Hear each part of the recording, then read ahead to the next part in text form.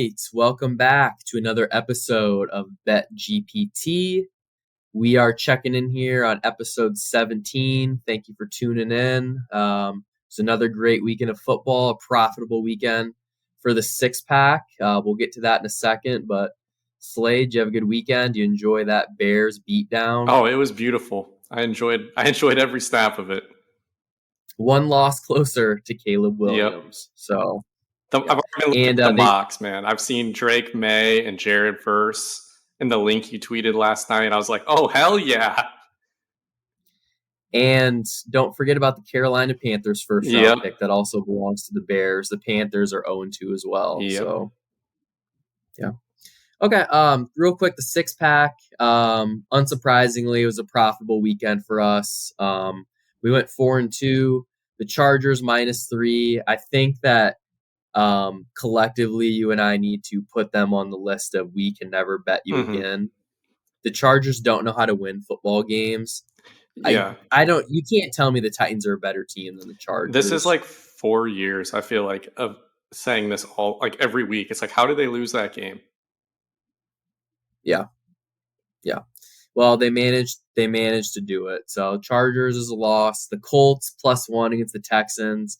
They cruised there.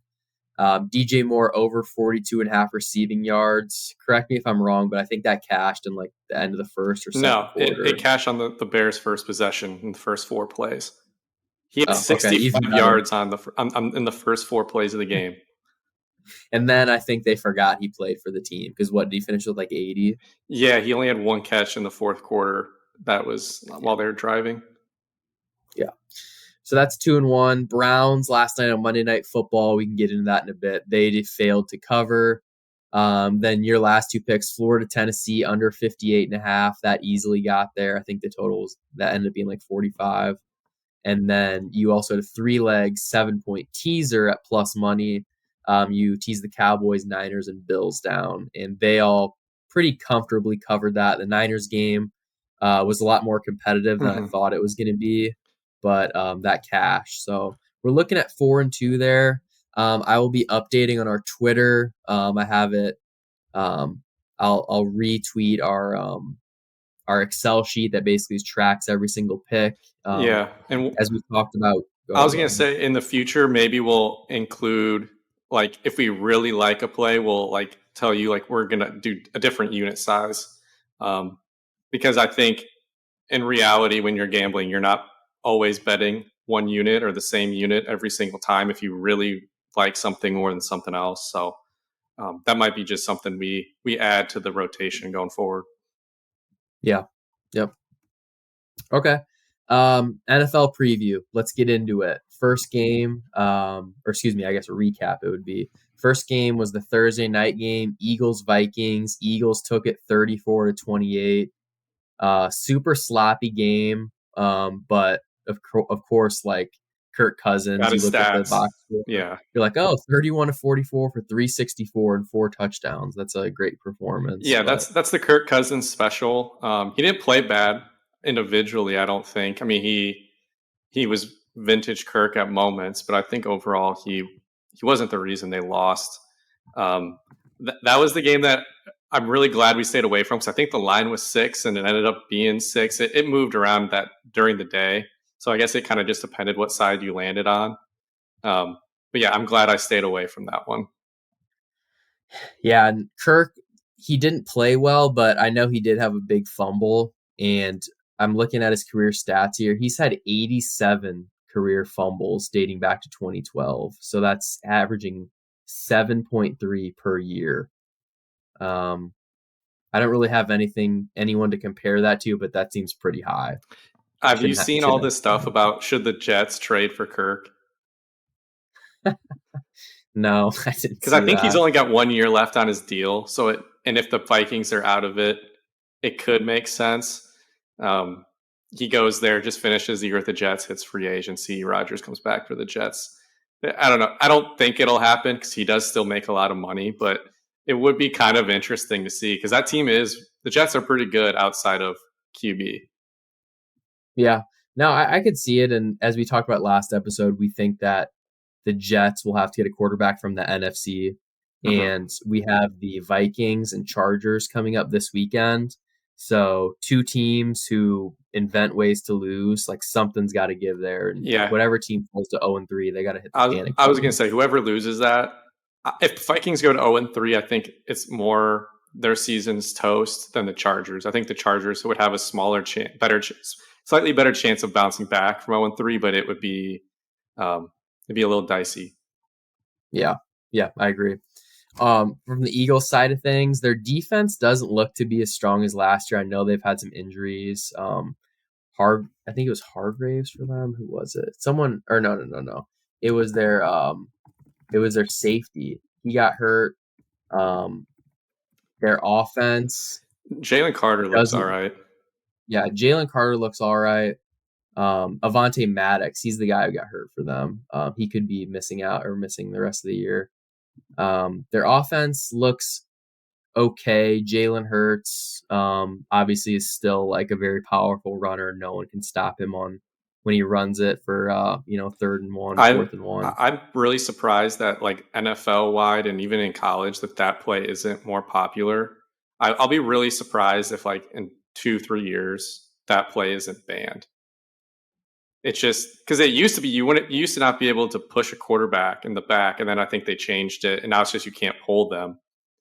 Because I remember like the Bush push was a huge deal when USC did that, and now all of a sudden it's legal. And of course, I mean he's strong. Like I get that not every QB can do that, but it's just like you're never going to stop that from gaining a half a yard. It's a goal line unstoppable play. Yeah, I think Brock Purdy did it this past weekend.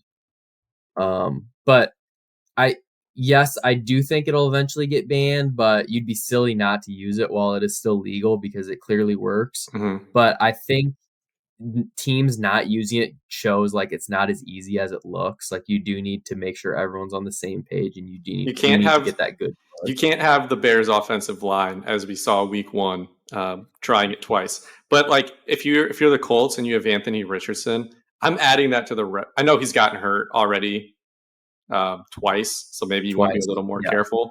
But like just in terms of like him physically, I mean he's even a bigger, better, stronger athlete than Hurts. So I would let him do that play if it really came down to it. Call me crazy, and like this is not. There's a time and a place for this, but like the Colts, for example, what if they were like driving at the end of the game, and it was like 1st and 10, and they ran that play and got 6 yards? Like I would take that. Oh hell yeah! Get 6 yards if a defense wasn't ready for it. There was a couple times with Nate Stanley, they did something kind of similar to that earlier in a down, and I swear it got like 5-6 yards because he was just so big. If you can get, and if you have like Tyler Linderbaum there, you might get a push. Yeah. So once again, it just comes down to the O-line. Next game, Ravens beat the Bengals 27-24. I know you've been high on the Ravens. Lamar looked pretty good. They pulled that off. Yeah, he looked even better than I think the box score would show. He had a couple really nice plays get called back. Nothing drives me crazier than like when there's a flag on something. Like, yes, it is a flag and they should call it, but it has like no impact on that play being successful. You know, like it didn't spring someone loose or anything. Like it's just a meaningless penalty that nothing to do with the play. And like Lamar had a couple instances where I felt like he really could have racked up his stats, but they got called back. I don't even think that game was as close as the score. I know it finished as a 3-point game, but it was like a 2-score game for pretty much the whole second half until the end. Yeah. And I think the biggest story that goes along with this game is the Joe Burrow, a re-aggravation of his calf injury. It was on like his last throw of the game. He was rolling out of the pocket, and I don't know if he misstepped or what happened, but basically he was shown on the bench massaging his calf. So I'm not feeling great about him playing every single game for the rest of the year. The Bengals, their over-under for the wins is 9 this year. Which coming into the year, if you said the Bengals were going to win 9 games, I think people would say you're crazy. They've had 2 straight really good years with deep playoff runs, but I don't know. You have Jake Browning as your backup. If Jake Browning has to start 2 or 3 games, those are all losses. You're not winning any of those. Yeah, I'm calling it now. I think they're missing the playoffs. That's not even a Joe Burrow dislike or doubting thing. If you just look at their schedule, you start 0-2. They have 5 games left where I think they're going to be significant underdogs. Like they play like at the 49ers, they play at Baltimore again. They have 5 games where you can confidently say they're going to be an underdog unless like some crazy injury to the opponent happens. And then they have like 5 games where that are going to be toss ups. Like they play the Browns again. You just lost by 20. I don't know if you can say just because it's at home this time, like you're going to win. Like they have some decent teams on the schedule. They really need to go 3-1 over the next 4, or I think they're in serious trouble. Going 2-2 and being at 2-4, and then you've got like at Kansas City and at the 49ers right around the corner. Like you have a chance to be in like the 3-2 and like 3-6 type range, and I don't think you're getting into the playoffs with that. Yeah, I don't think so either. And if you look at the AFC standings, I know we'll get to the Browns Ravens in a bit, but Ravens are 2-0, Steelers and Browns 1-1, Bengals 0-2. Like you already know how competitive the AFC is going to be. And it's if you can't win the division, there's no guarantee, even if you get second in your division, that you're going to make the playoffs. Some projections according to ESPN Analytics: Ravens have a 72% chance to win the North. Browns 13.4, Bengals 6.8, Steelers 7.8. So, not looking good for the Bengals and to not make the playoffs. I know we don't have a 6-pack, but do you want to go ahead and put this down as an official play? Do you like? Do we this have number? the odds? I haven't looked at the odds or anything. That's just my opinion. But I do want to add some context when I said those 5 games are going to be underdogs in.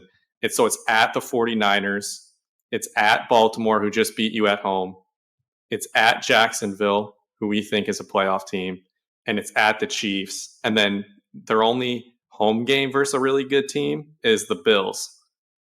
So, I mean, yes, injuries could happen. You know, maybe Lawrence is out for one of those games. You don't know, but I don't really know how you can look at that and feel great. I mean, I don't think they'd even be favored against Seattle.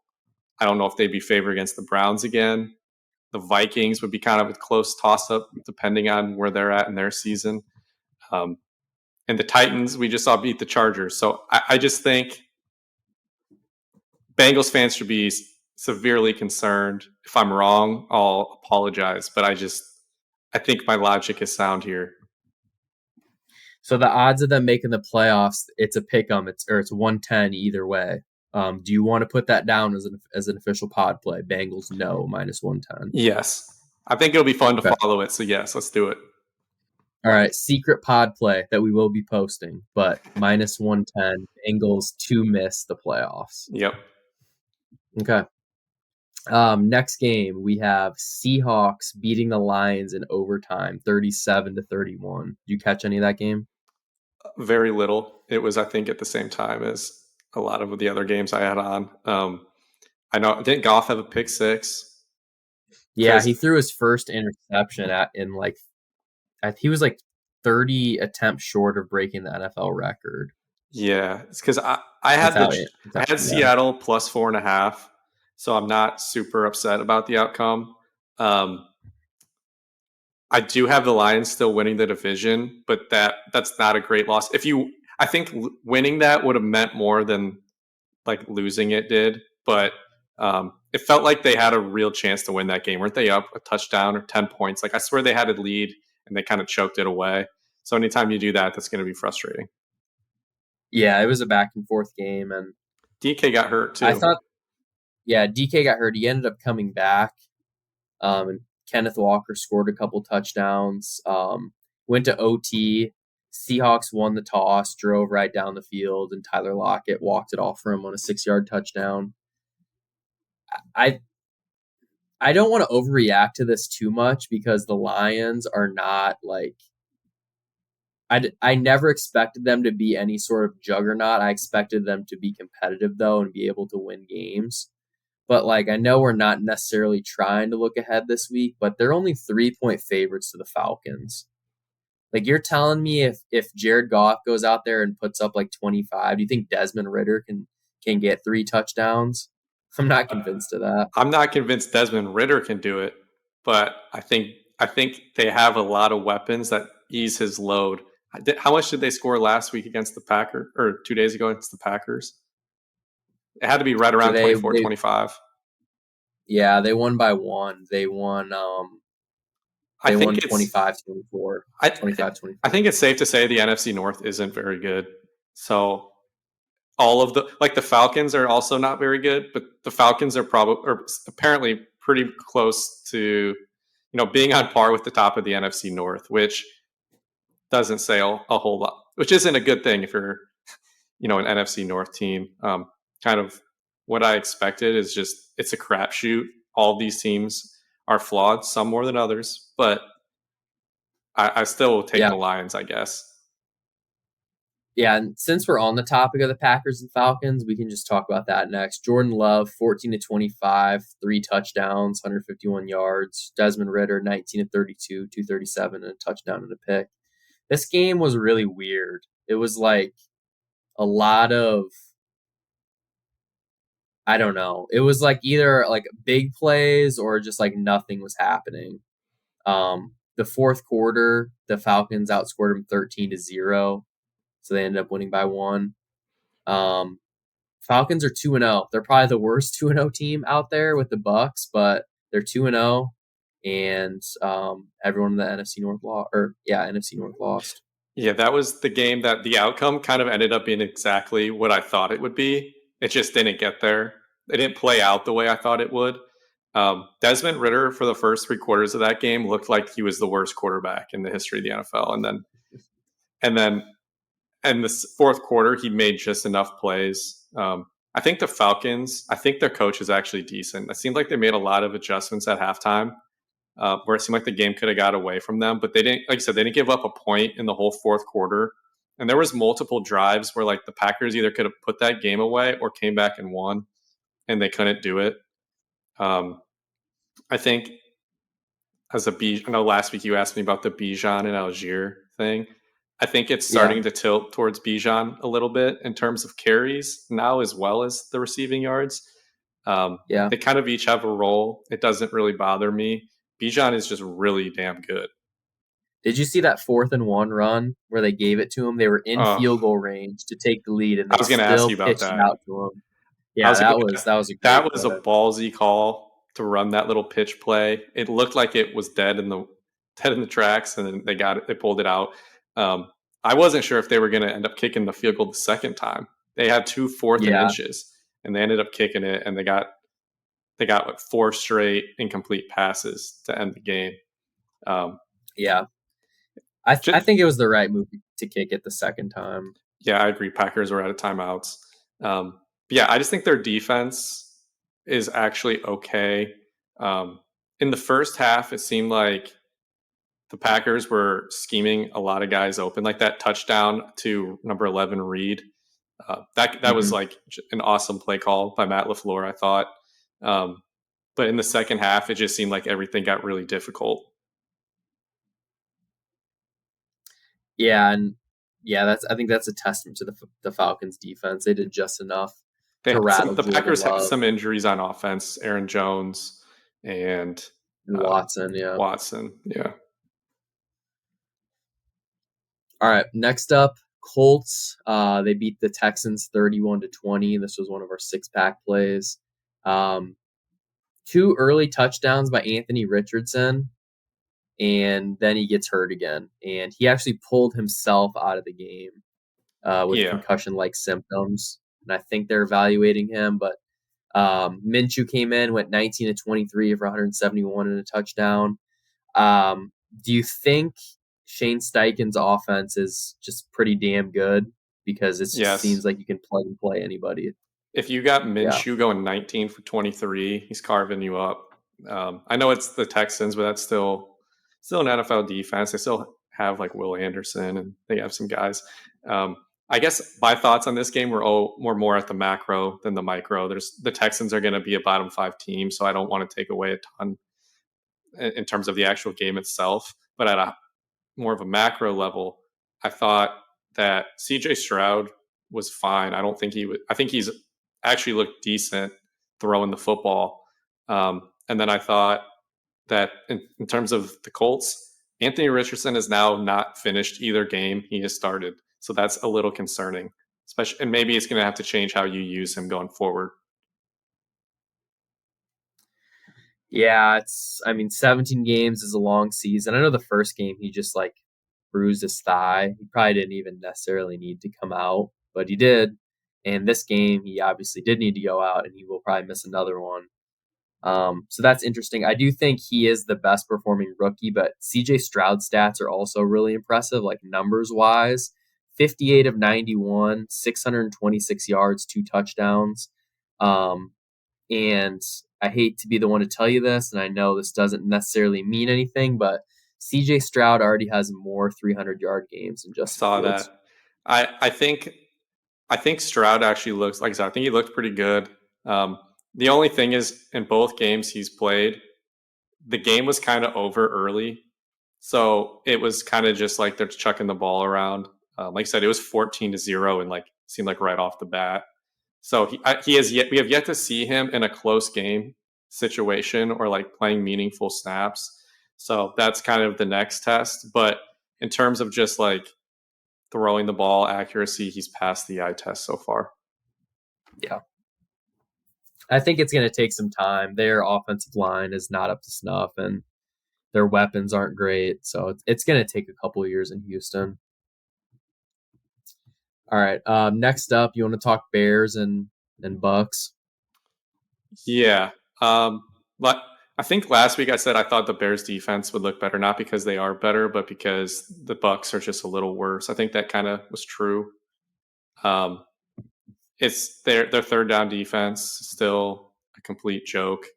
There was like one play the Bucks. I know you texted me about it, but the Bucks fumble the snap, kick the ball, recover it, and then the next play throw a like 40-yard touchdown on 3rd and 14, and it was just like, yeah, that's how it goes. The defensive line through 2 games has 2 QB hits and 1 sack.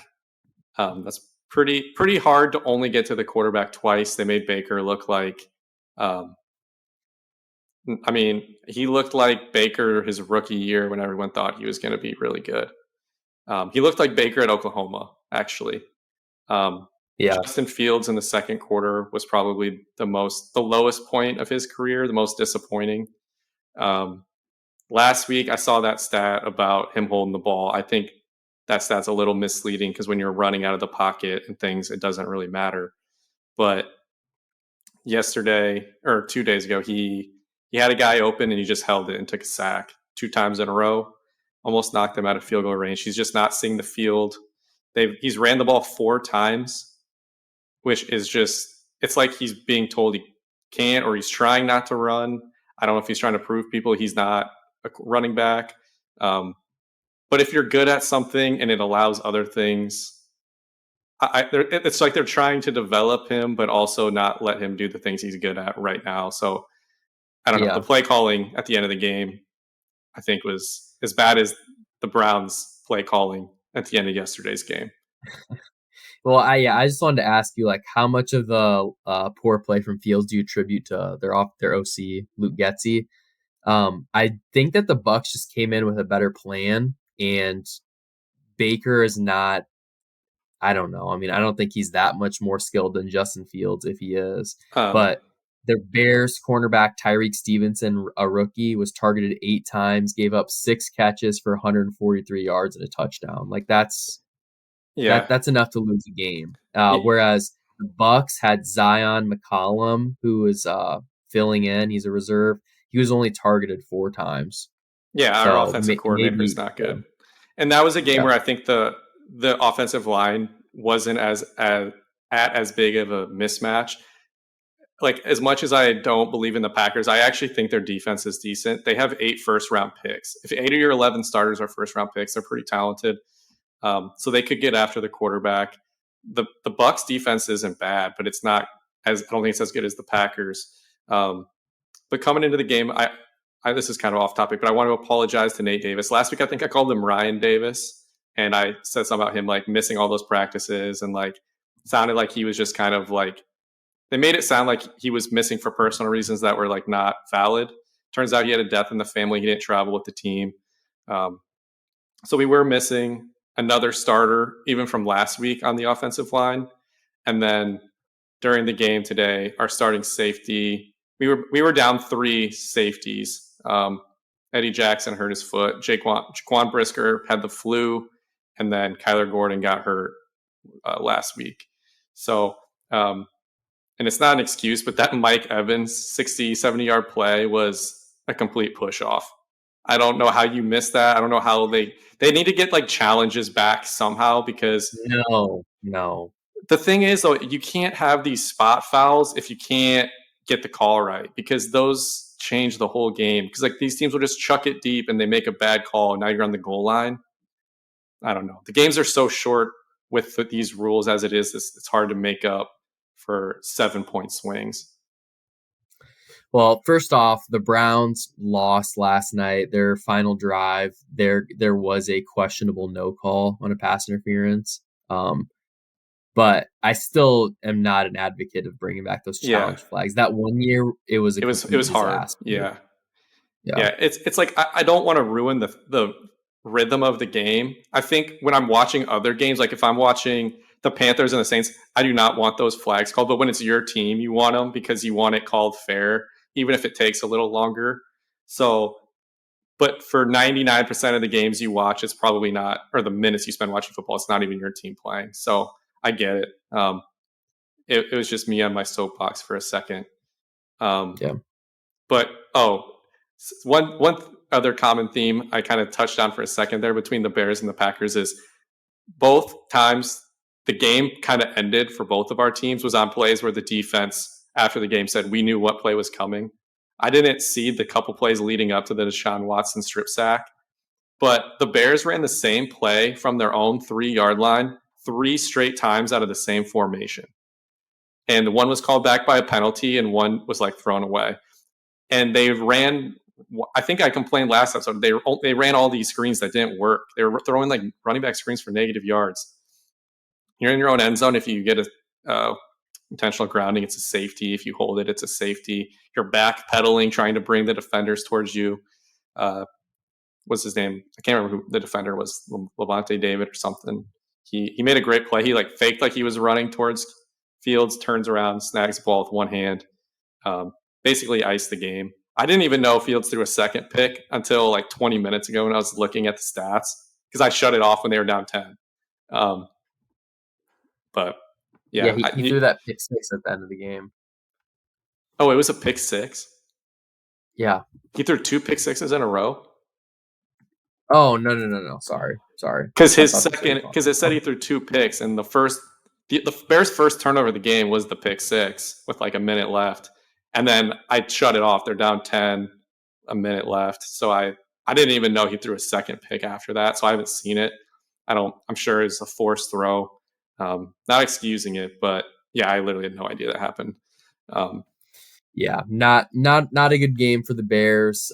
Their win total sitting at 6.5, or excuse me, it's at 5.5. That still seems high. Under at plus 115. They have to win 2 of their next 3, I think, or 4 after the Chiefs game. So 2 of the next 4 or 5, or I think you just go into full tank mode. Yeah, because you're not winning this week. You're playing the Chiefs. You're 0-3. Yeah. We can pull some stats for next episode. Because like once you hit 0-2, I think there's like a 70% chance you're missing the playoffs. It's something like that. But we can pull that up and talk about that next episode. Because what I'd like to do too is you can do some research and you can tell me like what teams that are 2-0 you think are actually like legitimate contenders, and what teams that are 0-2 are better than their record, vice versa. Yeah, and once the season gets going and the Bears fall off, we don't have to even talk about their game every week. It'll just be, did they win? Did they lose? And did the rookies and second-year players and some of the free agents they signed look good? Because that's really all I'll care about. And then it's a race to the bottom. I know it's going to happen eventually, but they're going to let Justin have like 4 more weeks before they really pull the plug. Yeah. That's how it's going to be like for a lot of these teams towards the end of the year too. Definitely some really short analysis coming from us, but while we're still early in the year, it's nice to break everything down. And this another thing too is There's been a lot of the teams that you would think that are going to be at the bottom of the standings fighting for that spot that need a quarterback. A lot of them are winning.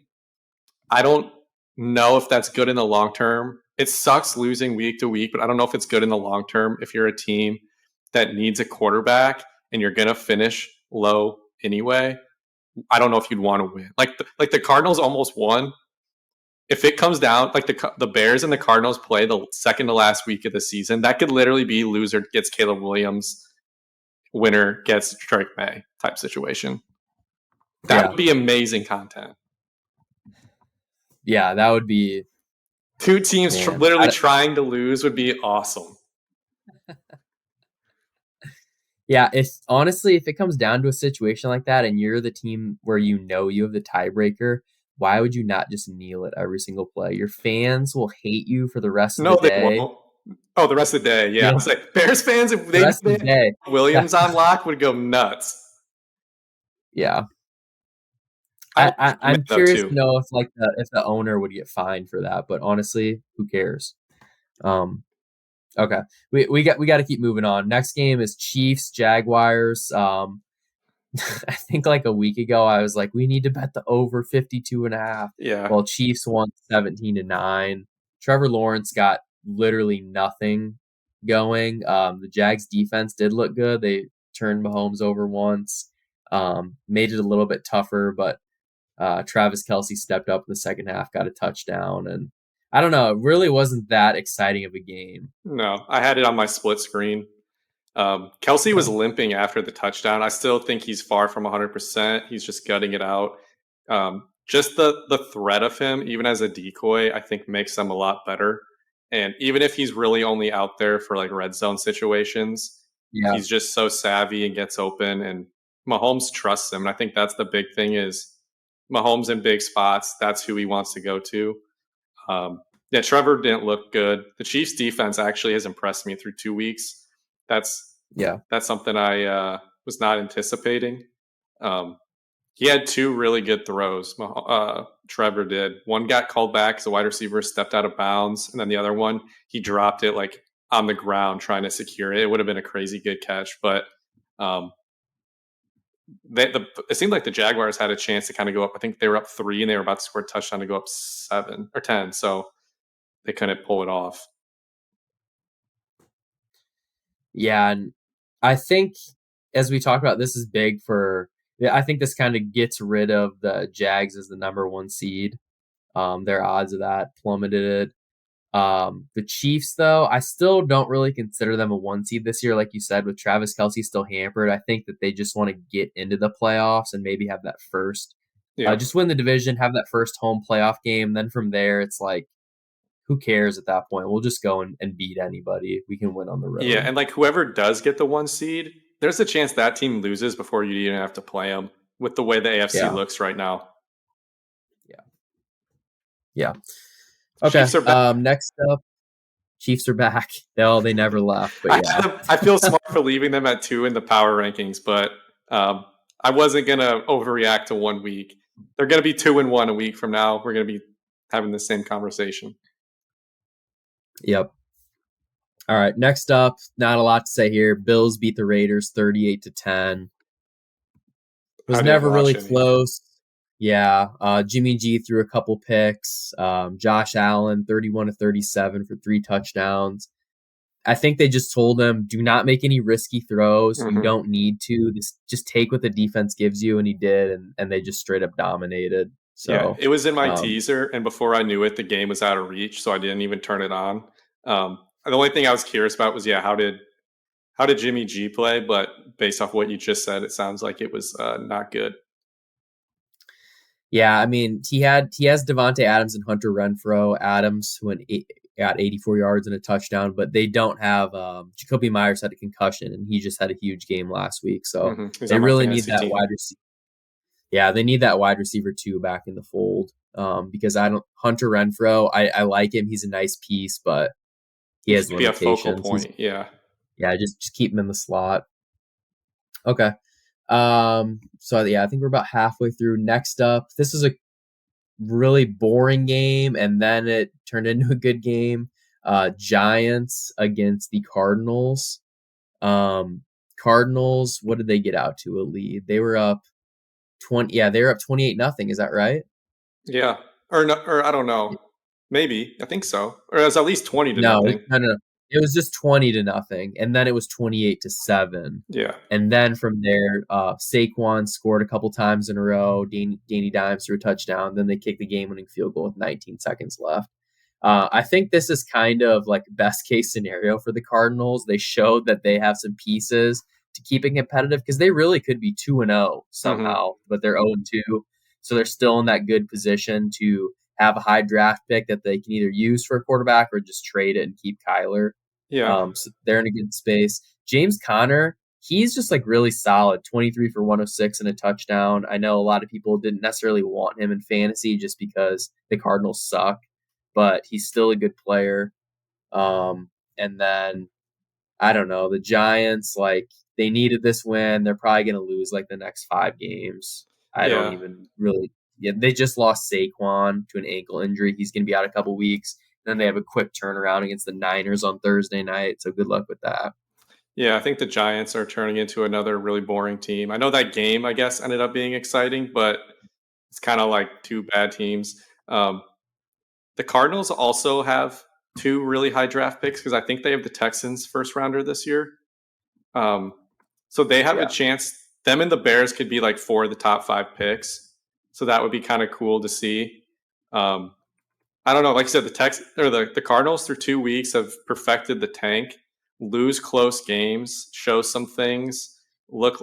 Don't lose the locker room. I mean, obviously, a lot of losing eventually will probably do that, but um, it's going exactly as planned. If you're a Cardinals fan, I still think their coach is a dweeb. So we'll see. The current NFL draft order for 2024, which obviously means nothing, but it's fun to look at. Bears have the number 2 pick, and this mock has them taking Marvin Harrison Jr. Can't go wrong there. Wow. Hey, dude, I Um, think he's going to be amazing in the NFL. yeah, he's going to be the first position player drafted without a doubt, and it's going to be interesting to see if it's going to be QB or if he can vault his way up there. Because if there's a team drafting one that doesn't need a quarterback for whatever reason, they might not trade down just because he could be hmm that good and they'll want to keep him. Like, can you imagine if like the Cardinals are like 1-3 and they go Caleb Williams, Marvin Harrison? They just went from being like the joke of the sport to the most. They're going to be the most watched team next year. They're going to be like the league pass team of the NFL because everyone's just going to want to see that. It's going to be like just get offensive linemen to protect them. Uh, because they did draft a lineman in the first round this year, I guess, but it'll just be like just Yeah. protect them and let's see what these two can do together. It'd be fun. Yep, exactly. All right, next up, we talked about this a little bit. Titans beat the Chargers 27-24 in overtime. Chargers got the ball first in OT, did absolutely nothing. Titans just got the ball, home ho, drove down the field, got a 41-yard field goal by Nick Folk. I don't really know what to say about the Chargers. Brandon Staley, he's on the hot seat. hmm If you can't win with this team, you're not going to be a good NFL head coach. So I'd be interested to see how long he lasts. If they lose against the Vikings next week, I could literally see them firing him after week 3. It's that bad. Yeah, because it's not like he's coming in here with a really. He didn't come into the season in a safe spot. This was kind of his like put up or shut up type year. I think the Chargers are like that team that's like the boy who cried wolf. There will be some year where they're actually good, and we're just no one's gonna believe it until they see it because we've seen them even going back to Phil Rivers, where it's like their record might be good, they might be a high seed, they might have all this talent, but they're not gonna get it done. And it's like I just don't have any faith in them whatsoever. It's why like I could go compare their rosters to the Chiefs and think that they're better, but I'll still take the Chiefs. Um, I haven't listened to Bill Simmons and what he's got to say this week about Herbert, so I'll have to tune into that. But um, yeah, Derrick Henry, 76 yards, a touchdown. So he's still churning them out. I have him at 25 for 80 yards. So that's, I don't know, it's like 3 yards a carry. Yeah, he wasn't great. I'm not Uh, going to lie. He wasn't great, but he did have a touchdown. So pad those stats, baby. they the Chargers didn't have Eckler, which I think is a bigger loss than I thought it was going to be. I thought Joshua Kelly would have a better game. He only had 39 rush yards, so hopefully getting them back for next week will be good. The Chargers play, the Vikings next week, so just real quick guessing that line. I don't know if you've seen it. Chargers at Vikings. What do you think the line is? Chargers -2. Vikings -1.5. Huh. I could see that move into a pick 'em before Yeah, kickoff. I could too. Yeah. I don't know. I would stay One of away those from that two. line right now. Yeah, I'm not. By Thursday, unfortunately, I might have the Chargers on the 6-pack. You're gonna have to talk me out of How that. what has to happen for them to be not your Super Bowl pick anymore? Is it like 1-3? Is it 0-3? Like if they lose this, are they out for you? No, they're still. I think until they're eliminated from the playoffs, they're still my Super Bowl pick. I think they Just can out of do it. stubbornness? I just like Justin Herbert. I like their weapons, their defense. I mean, their defense on paper looks good. Khalil Mack, you used to have a poster of Khalil Mack on your wall. You love that guy, and they got him. You're thinking of my Brian Urlacher fathead. But yeah, I was really excited about him 5 years ago. You're right. Yeah, I don't know. On paper, the Chargers are my Super Bowl champions, but that's why you play the game. All right, next up, Niners beat the Rams 30-23. I don't know if you saw, but the Rams kicked a field goal as time expired, so that they covered the spread. Do you think McVay did that on purpose to cover the spread, or do you buy his excuse of he was just doing it for the point differential? I was Which, going to say, I for the actually people who believe don't him. know, that's the 7th tiebreaker. Oh, is it really? I didn't know it was that low. Yeah. That makes it a little different. They're not making the Yeah. playoffs anyway, so what are you talking about, dude? Yeah. I don't know. They played competitive. They were, I don't know, at halftime. It was tied at halftime. And then the Niners pulled away in the fourth quarter. Christian McCaffrey, 20 for 116. He's probably the best player in the NFL, minus maybe Jefferson and a couple of those other, and Tyreek Hill. It looks like they have a kicker, Jake Moody. He hit one from 57. So Yeah. Jim made sure he had a glass of milk every single day and got his protein in. So go Michigan football. I don't know. I don't have a ton to say from this game. I think the Niners just did enough to get it done. Yeah, I guess my only thoughts are my Rams under 6.5 wins. It's getting a little interesting. I hope they win a little bit because they're a team that we talked about, I think, a month ago. Like, would they try to tank for a QB? The more teams that are not tanking for a QB, the better I feel. So I wouldn't mind seeing them win a few games. They play hard, and Stafford's grown up in the room. Yeah, I mentioned that I thought they could have the worst record in the NFL, and that's clearly not going to happen based on these first 2-week performances.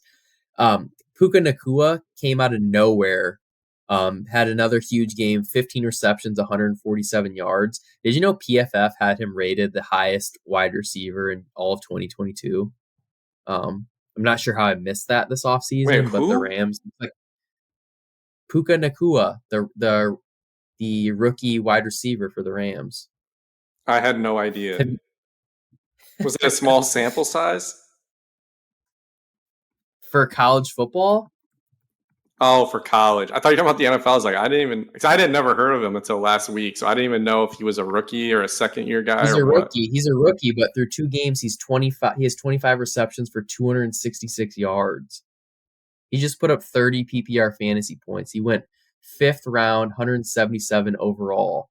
He went to Washington for a year, and then for 2 years. Then he went to BYU for 2 years. Gotcha. Okay. Good draft steal.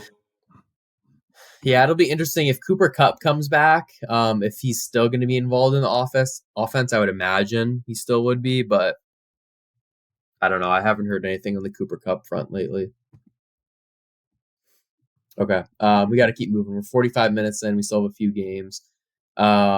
Jets, Cowboys. Cowboys destroyed them 30-10. Their defense was way too much for Zach Wilson. Zach Wilson threw 3 picks. He sucks. He needs to be done. Yeah, I have nothing else to say besides he's terrible. Garrett Wilson got hurt too, so I'm wondering his status. But yeah, I don't know. Cowboys, legitimate Super Bowl contender. I also think CeeDee Lamb, let's keep an eye on him for Offensive Player of the Year. 11 receptions for 143 yards. Usually when you see 143 yards, it's because someone had a big play, but he was literally just like chunking them out, 11 catches. So he's consistently beating those DBs. Mike McCarthy winning a second Super Bowl would be kind of hilarious after all the crap he got at the end of his Green Bay tenure and his beginning of his Cowboys tenure. Like if he won a second Super Bowl, winning one with the Packers and the Cowboys, it'd be just weird to think that guy would have like one of the best resumes ever, and the whole time he was doubted basically. But obviously he still has to do it. Like it's probably like not a great chance still. I don't know what the odds are, but I think they're one of the 4 best teams in the NFL. It would have been fun if it was Jets against Cowboys in the Super Bowl for the Rodgers-McCarthy rivalry. But did you see Rodgers got some special surgery so he could be back in January? Yeah, I'm not really entertaining that. I don't believe it for a second. If Aaron Rodgers comes back and plays another game this year, I will have an individual solo pod, just 5 minutes apologizing to him. Yeah, so I don't want to talk about that more than we just did because it's stupid. It's not happening. Yeah, I'm gonna cut this. Okay, Commanders, Broncos, back and forth game, crazy. Broncos threw a Hail Mary, tipped a couple times. Brandon Johnson came down with it. They went for 2, didn't get it. So the Commanders held them off 35-33. Yeah, I mean, it was a fun game to watch, but you said the Falcons earlier. Earlier you said the Falcons might be the worst 2-0 team in the league. I think the Commanders are the worst 2-0 team in the league. I would take the Falcons over the Commanders head to head. What about the Bucks? I think the Bucks are the worst 2-0. Yeah, they're pretty I don't know. I think the Commanders are just I'd probably go I guess I'm higher on the Falcons than you a little bit. I'd probably go like Falcons, Bucks, Commanders. That's fair. Yeah. I don't know.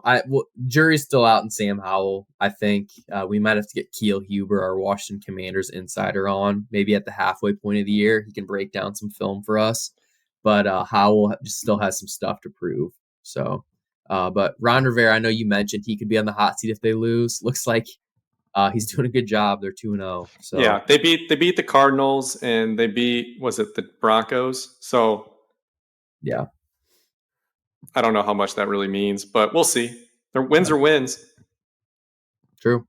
Sunday night game, Dolphins 24, Patriots 17. Patriots dug themselves in a hole again. They were down 17-3 at halftime. They made it competitive in the fourth quarter. Got it within 7. Got the ball back. Then they were short of the sticks. Pitched it back to offensive lineman Cole Strange, who got the first down, but then upon review showed he was a couple inches short. So the Dolphins got the ball back and needed out.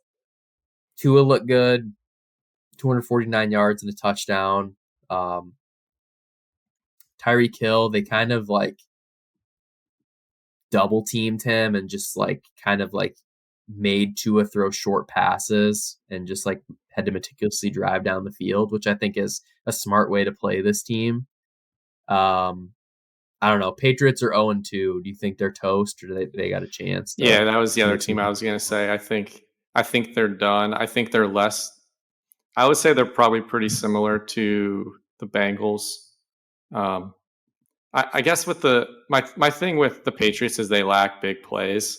They are a team that needs to stay on script so badly that like one penalty or one incompletion on first down and it seems like their whole drive is ruined. They just don't have anyone that can take the top off of defense. So um, Mac made a couple mistakes. He wasn't terrible, but it just they're just not a very their offense just isn't good enough to do anything significant. Yeah, Tua was surgical. That's how I would describe it. It was a lot of that intermediate to short passing game, but he took care of the ball. It seemed like the Dolphins kind of went into lockbox mode at the end of the game. They were like, we're up 2 possessions. The Patriots don't have a big play in them. Like, make them drive the field. I think on that Patriots touchdown drive, it took them a lot of plays, a lot of time off the clock. And what's interesting is both times the Patriots got it to within a possession, they punted.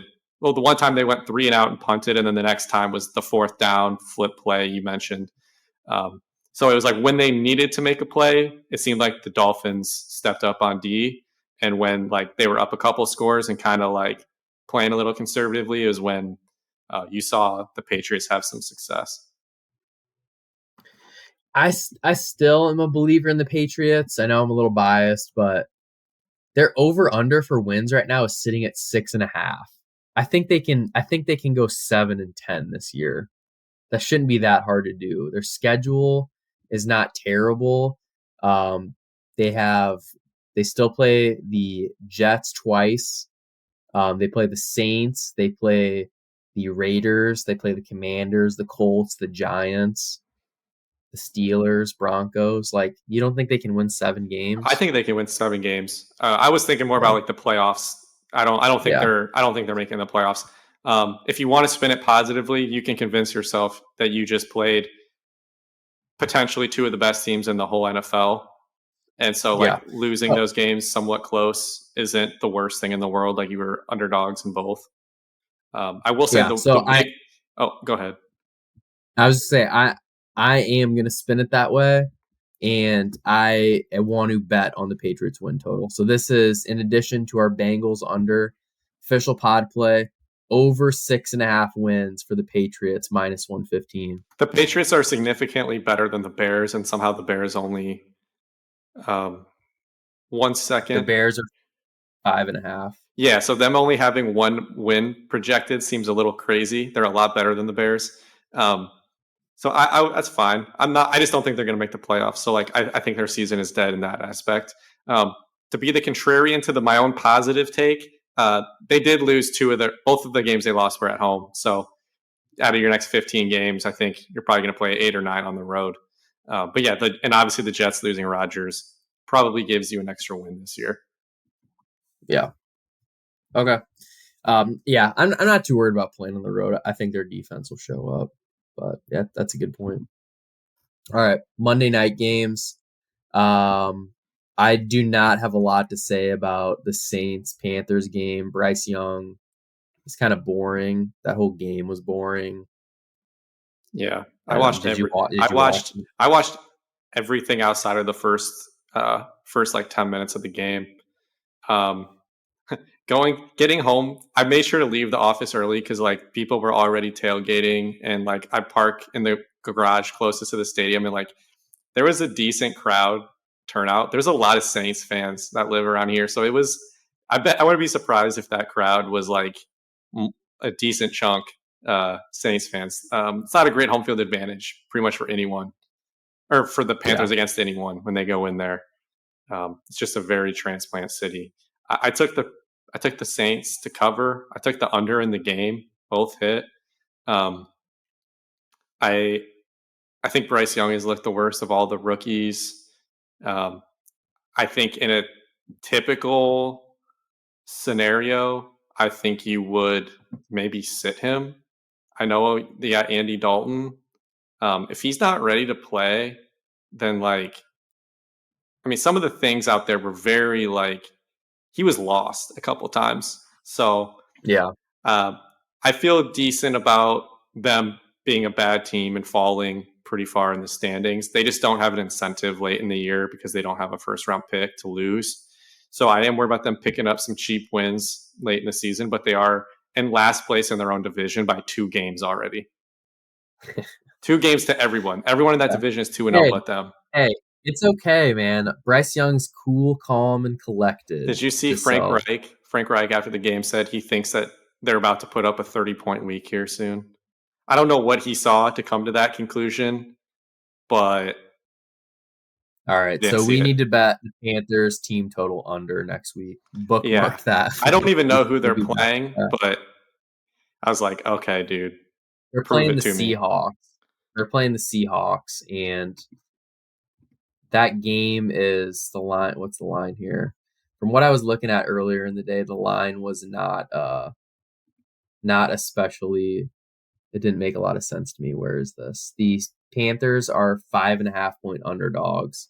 I think the Seahawks beat them by. Is that in Seattle? I'll probably tease that down. Okay. I was going to say Seattle has a good home field advantage, but the Panthers don't. So, like, if it were in Carolina, I wouldn't really factor it in. But because it's in Seattle, they actually do have a legit 12th man. And they did win last week. It might be a decent crowd, I think. That'll be Bryce Young, a chance to rattle him a little bit, even though they say his heartbeat doesn't get above like 75 ever. Yeah, well, we'll see. His height doesn't get above 5'10" either. So his weight doesn't get above 160 either. They say he's like 200. I'm like, okay. No, the combine, he literally gained like 20 pounds for that one day, and then probably shaved it all off. Yeah. All right, final game. Steelers beat the Browns 26-22. I was in a bad place last night. I had to sit down in silence for like 10 minutes and put my head down and reevaluate what I just witnessed. I guess the biggest thing was Nick Chubb tore his knee up. He's out for the year. Sucks. Feel bad for him. I'm not going to say Minka Fitzpatrick did that intentionally, but I'm also not going to say that he didn't do it intentionally. You can't read his mind, right? So yeah, I don't know. Didn't look good, but Browns, they're the only team this decade to lose a game that they had a fourth quarter lead in when their opponent had negative yards in the fourth quarter. So that's kind of hard to follow. But the Steelers had -7 yards in the fourth quarter and scored a touchdown off a Deshaun Watson fumble. And ended up winning. I'm officially saying Deshaun Watson sucks. This is the biggest mistake contract-wise in NFL history. I don't think he has it anymore. I think he still can play well, but his confidence is not anywhere where it needs to be. There were so many throws that he should have made just like with some anticipation. Like, yeah, you have pressure, but you should know where the crosser is. Like, there were guys open. Amari Cooper was open. Elijah Moore was open, and he wasn't giving him the ball. Yeah, Kenny Pickett didn't look much better. Brown's defense was really solid. Kenny Pickett 15 of 30 for 222. Najee Harris was horrible. I don't know. They need to give Jalen Warren the ball more. He looked a lot more explosive. Yeah, I don't see a bright future for either of these two teams. It was a tough night for me as well. Obviously, I had the Browns in the 6-pack. I had a bet on them with my money, and then I'm a Nick Chubb fantasy owner. So you throw all that in there. It was not a great night. It seemed like they could run the ball at will for the first half. I was like, Nick Chubb is going to be a 25-point fantasy performer tonight. And I truly believe that if he didn't get hurt, he would have been. The first half play calling was already suspicious to me. Even on some of the plays that fourth down option on I don't know what the hell that was. I know Watson fumbled and that's his fault, but that is a terrible play call when you too cute. You have a healthy Nick Chubb at that point in time. It just didn't make any sense. There was a few other plays in the first half where I was like, this is just bad football. Maybe I'm misremembering. I thought Elijah Moore had a couple misplays or drops that kind of bothered me too. Not that I have he had one. Everything. He had a play on the sideline. He should have got both feet down. Didn't. Yeah. There was another play I thought he maybe messed. Like I think there was like a miscommunication on the route. Yeah. I think Deshaun Watson is kind of mentally broken. It is hard to take 2 years off from playing football. It's probably really hard to be viewed as a piece of shit in the public eye. He deserves it, but like um, in a vacuum, that's not easy. I would have to imagine that in an organization with hundreds of people in it, from staff to coaching staff to like support staff to your teammates, there's a lot of people in that building that don't respect you, and it has to be very uncomfortable. To do some of the things he's alleged to have done, you kind of have to be weird in the head, and maybe it doesn't bother him, but I just have a hard time believing that your like private life can be like in that situation and it not affect your performance, especially a position that's so cerebral, decision making. While he was suspended last year, he wasn't practicing or in the facility, so it's hard to just take 2 years off of playing a sport and pick up and be great. So I agree that's a terrible decision. I was reading about some of the contract stuff. It's even worse than I thought.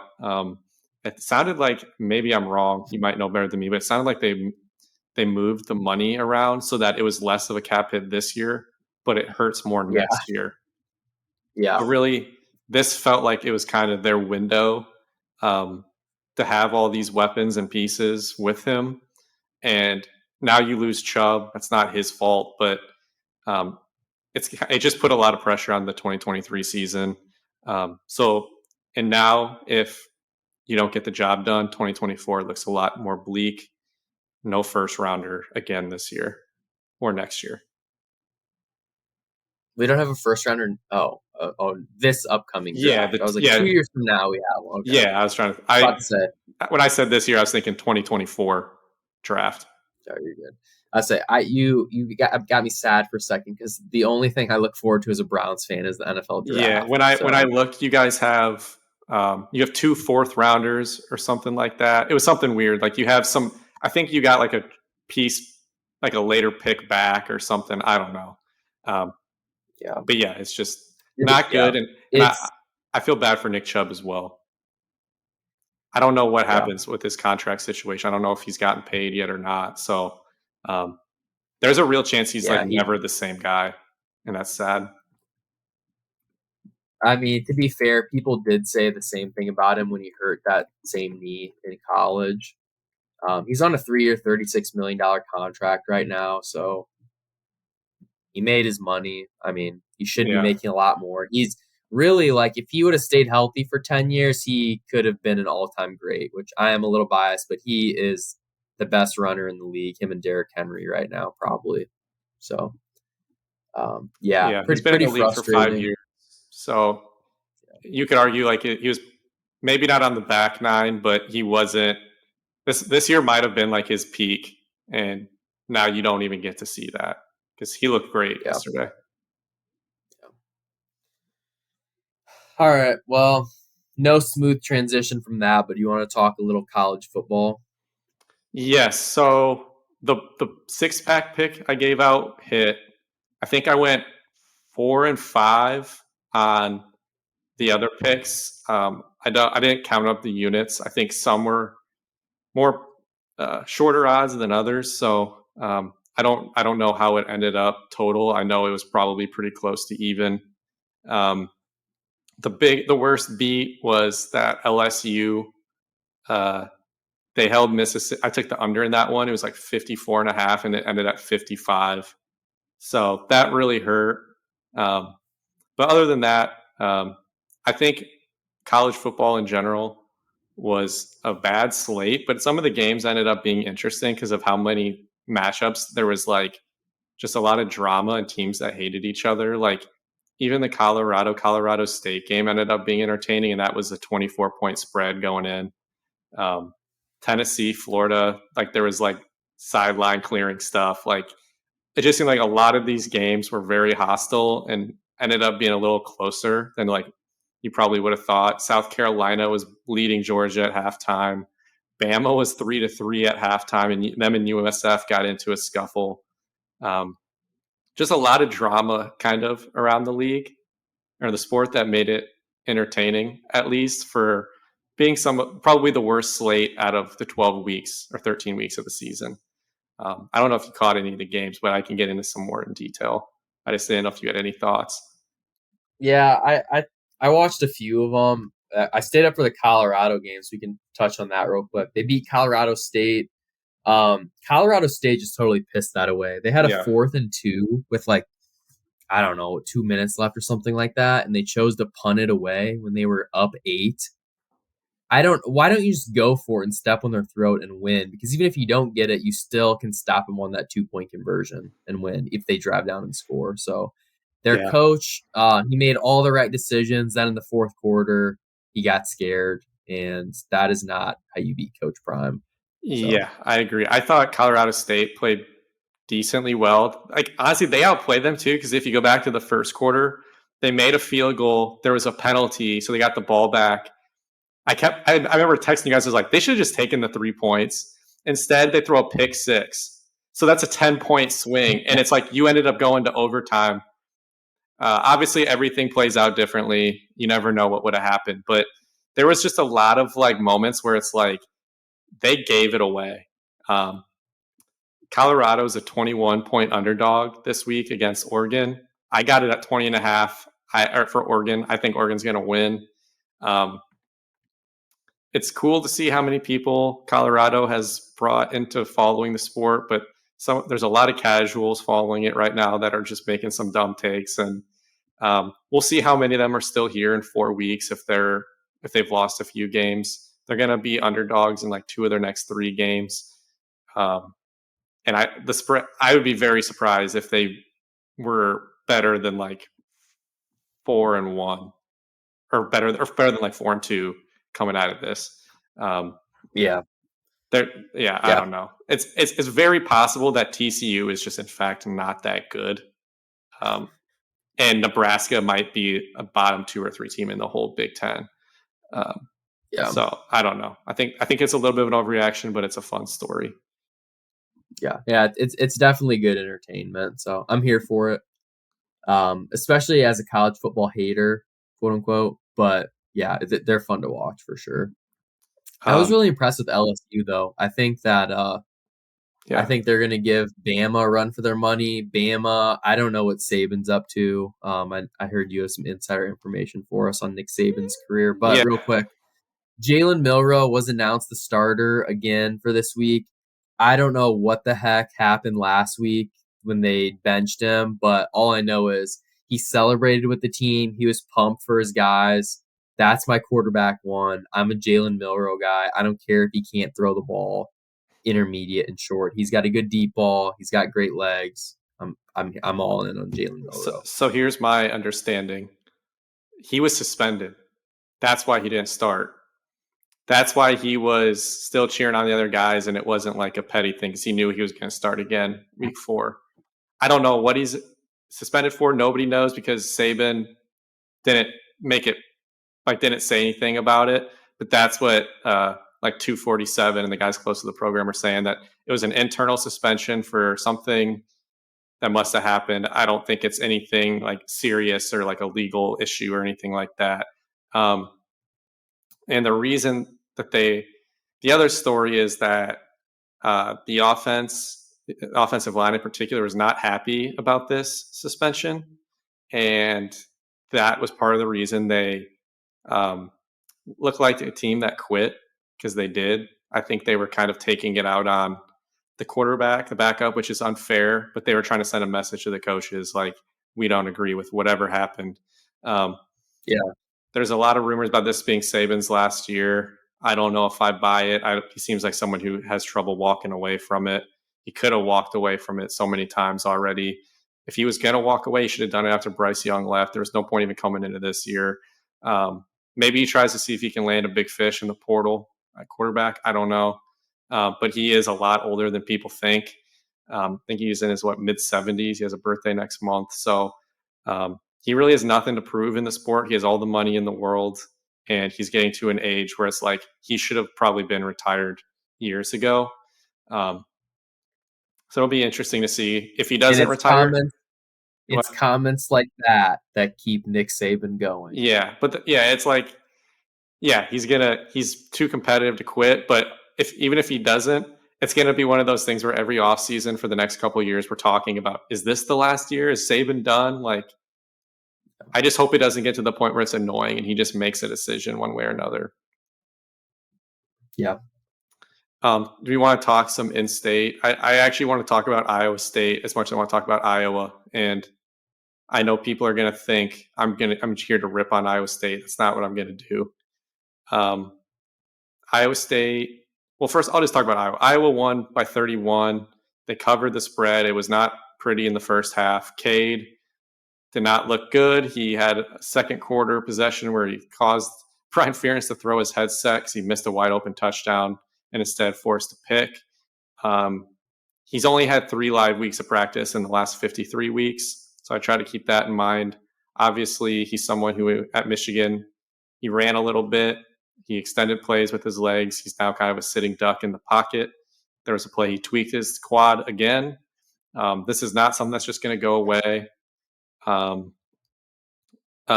lost Luke Lachey, broke his ankle clean. He has surgery. He's done for the year. We can talk about it another day, but I don't know if that means he's coming back or if he goes to the NFL and just takes the hit in his draft stock. That was the safety net of the offense. That was the most explosive, quote unquote, player on the offense. I don't know how Iowa adjusts. I know they might do something. Maybe they need to do something crazy and throw it to the wide receivers. I don't know, but huge loss. They're going into Penn State this week without 2 of their top running backs, and they are also without their best tight end. So not exactly how you wanted week 3 against Western Michigan to shake out, but they did get 41 points. The defense gave up a big play. The defense needs to clean up the communication. All the big plays they've given up this year have been communication related more so than like lack of talent or anything. So I'm confident Phil will figure it out. The offensive line was good in the run game. So that's the first time I've seen that in a couple of years. So it felt good. Any thoughts on the Iowa game if you watched any? Yeah, I watched like from the second quarter on, kind of after the weather delay. I know that happened early in the game, but they I don't know, they played fine. It's just so boring.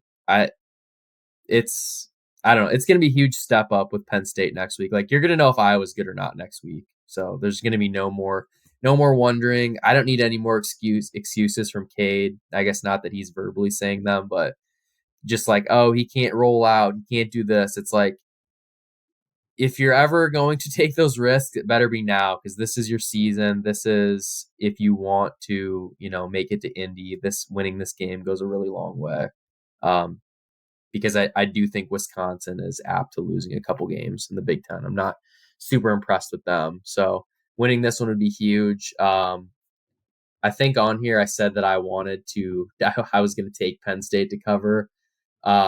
However, I did not know the line was going to be 14.5. So yeah, it went from 10.5 to 14.5 after they beat up on Illinois pretty good last week. Yeah. Penn State on paper maybe has the top 2 or 3 resume in terms of the teams that are like fighting for a playoff bid. They've been one of the more impressive teams. It'll be an interesting game. I think their crowd has a lot of animosity for what happened 2 years ago. I think that place is going to be it's going to be a hostile environment and then some. They're still mad about Iowa fans cheering or booing when a couple of their players got hurt in 2021. They were clearly faking injuries. They came back in the next play. It was a whole ordeal then. Kind of forgot about it until this week when they were saying some pretty messed up things about Luke Lachey breaking his ankle, saying he was faking it and things like that. I don't know. Yeah. We'll see. Like I said, it's a litmus test. It's an opportunity. If you lose, the season isn't over, but you just don't want to go out there and get outclassed because that can be terrible for the fan base, for the team. But I do want to talk about Iowa State. I know people are probably going to think I'm going to come here and roast them. Like I said, I'm not going to. I actually want to give a shout out to Rocco Becht, their quarterback. I think he's tough. I think I don't know if you saw this. He was playing with like some virus last week. I don't know if it's COVID related. It starts like an N. I don't know, but he was throwing up on the sidelines, and he didn't even go to the locker room during halftime. He was leaning on a fence, throwing up profusely. He didn't even make it to the locker room. I'm surprised they even let him play, considering they have a 4-star Elite 11 quarterback that they've hyped up for a year now, waiting in the wings. But I want to say I think he's actually decent, and I think J.J. Cole, that quarterback I mentioned, he's going to have to actually beat him out. I don't think this job is going to be handed to him. He is very, very accurate in the short and intermediate pass game. I don't know if we've really seen deep balls yet, but their offensive line is so bad. They kind of they've kept the training wheels on him because, his first few starts and their offensive line sucks, but I think they need to cut him loose. I actually think he's a decent quarterback, so I want to give him a shout out. Their running game might be the worst in Power 5. They actually average less. Their scoring offense last year was ranked below Iowa's, if you can believe that. Their running game is absolutely dreadful. They lost 10-7 versus Ohio. But if you go back and you watch the tape, I think you'll come away with 2 positives: the defense and your quarterback. So rarely do I give a compliment, but he was someone I really just thought was going to be a placeholder quarterback and not someone who actually may have a future. I think it's a lot easier for you to compliment them after Iowa just beat them. Yeah, for sure. I really want to clown them for losing to Ohio. I think Matt Campbell kind of made an ass out of himself afterwards, but I don't know. They have a lot of problems, but the quarterback and the defense are not the problems. I'll just leave it at that. Yeah, it's Matt Campbell's come a long way since he was the top NFL head coaching prospect like 4 cycles ago. Yeah, he's not on the hot seat. I just think this is the first time he's faced true questions and adversity from the fan base. It was a little bit at the end of last year when they got beat by like 70 by TCU to end the year, but he's really been treated like a god there for winning a meaningless Fiesta Bowl during COVID when they beat a 4-3 Washington team or Oregon team who had lost to Washington State and to some other teams. So it really meant nothing at the end of the day. But yeah, it'll be interesting to see how the rest of their season goes. I think they win this week. They play Oklahoma State. The under is 36.5, which I think is like one of the lowest in Big 12 history. I took the under. I honestly think those offenses are so bad. Oklahoma State lost to South Alabama. Yikes. And yeah, it was pretty bad. There was a couple other games. Obviously, Florida won. Tennessee has a quarterback problem. I think we can safely say that. Trying to think if there were any other noteworthy games, but I think Bama will bounce back. I think Georgia kind of turned it on in the second half, outscored them 21-zip. I'm not too worried. Ohio State's quarterback has also clicked too, if you haven't paid attention. Yeah, so I think this the episode that we record in a couple days on Thursday night, I kind of want to roll through the NFL quicker than normal, just because like this college weekend is so important and there's so many good games. We have Iowa, Penn State, Texas, Baylor, Florida State, Clemson, and then obviously Ohio State, Notre Dame, Bama, Ole Miss, and Colorado, Oregon. So I definitely want to preview all those top games. We'll give you some picks on those. Hopefully if we have them. And yeah, it's a big football weekend for sure. Yeah, I'm excited about it. I do want to quickly, before we finish up college football, I do just want to call out maybe the worst offensive performance I have ever seen in a college football game. I don't know if you heard about this. Did you see what Arizona State did this week against Fresno State? They lost 29-0 versus Fresno State at home. I want to read you. This is their offensive possessions. Are you ready? Yep. First drive, interception. Next drive, fumble. Next drive, fumble. Next drive, turnover on downs. Next drive, interception. Halftime. Start halftime with the ball. Punt. Next drive, interception, then a fumble, then a punt, then an interception, then a punt, then an interception, and then time expired. Was it an interception by the same guy? The same quarterback, you mean? Yeah. No, they played 3 different quarterbacks. They started with Jacob Conover, who went 6 for 16 with 2 picks, with a QBR of 5. Drew Pine, I think he's a former Notre Dame quarterback. Does that sound right? I think it's Notre Dame. He came in I can fact. 5 for 13 with 2 picks, 2.9 QBR. And then Trenton Bourget, I don't know who that is, 6 for 8 with a pick, 25 QBR. They ran the ball 27 times for 42 yards. That's hard to do. Yeah, it is just they also fumbled 3 times as a team, and they lost all 3, 2 by Drew Pine and 1 by their running back. So Drew Pine had 4 turnovers. Drew Pine was the backup for Notre Dame when they lost to Bama in the playoff in 2021. But yeah, that is. I have never seen anything like that in my life. I mean, 5 interceptions and 3 lost fumbles, a turnover on downs, and then the clock running out. So I just wanted to quickly give Arizona State a shout out. Keep it up. I'm going to start following them every week to see what the offense is doing, because that is entertaining. That's absurd. One absurd thing, and this is totally transitioning from college football because I think we covered it all, but FanDuel had the odds for going back to the NFL, odds to make a field goal in all the noon and 4 p.m. games. It was at 200 to 1, and it hit. Oh, I saw that. DraftKings had it at 30 to 1 as the open price, and FanDuel had it 200 to 1. So it's like, oh, did they add an extra zero? Should have been 21. No, it got bet down to 120 to 1, and they kept it up, and they lost $20 million off that. So whoever did that's getting fired. Yeah. I would say I'm sure they're going to post it again this week, and they'll probably have it like 75 or 50 to 1. Don't bet it. It probably won't hit. They'll suck they're going to try to make up their money on the back end by people who saw that and then are like, oh, I need to get in on that. That's why they always tweet out those plays where it's like, see what this person hit? It's because they want to get suckers to throw in these crazy long odd bets, and they make money. Yeah, exactly. Exactly. I don't really want to talk a ton about baseball. I just want to say the Cubs. No. The Cubs. Oh, did you have something you want to say? Yeah, I have one baseball question for you, and that's it. Yeah. What % chance do you give the Cubs to make the playoffs? That's 25. all I want to know.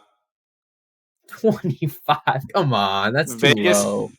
Or Fangraphs gives them a 45% chance, and I don't think they're factoring in. They're not factoring in the human elephant. The human element. That's 25. The human element. They have a 45% chance. You throw in the guys on the IL, the fatigue, they are worn down, and then you throw in just like they are completely mentally shattered. They went the last time we recorded, I think we were at 92% playoff odds, and it was like, are they going to win the division or not? They went 2-8, and now it's down to 45%. It's just there's going to be conversations about David Ross's job if they lose, fair or not. To me, it'll just be what other options are out there. Like if you can get a top name, maybe. I don't even know who that would be. I don't think you're getting Counsell. I don't think he would even come to the Cubs unless you gave him insane money. So I don't know. I just have a lot of. We'll see what happens. I have a lot of things I could rant about. So I've been a little ticked off the last few days.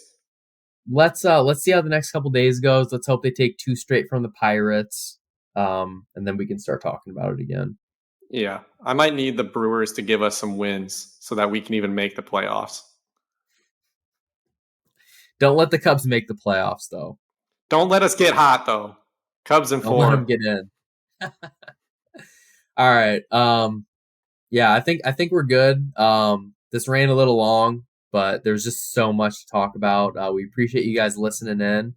We'll be back Thursday to give our picks for this upcoming weekend, preview college football and NFL, and then talk a tiny bit of MLB if we have time. But If anyone has any listener questions or anything, continue to tweet at us. We appreciate the support and everyone, I guess, being a part of the podcast. So we're having fun doing this. We want to keep doing it, and we do it for you guys. So thanks for tuning in. This has been another episode of Bet GPT.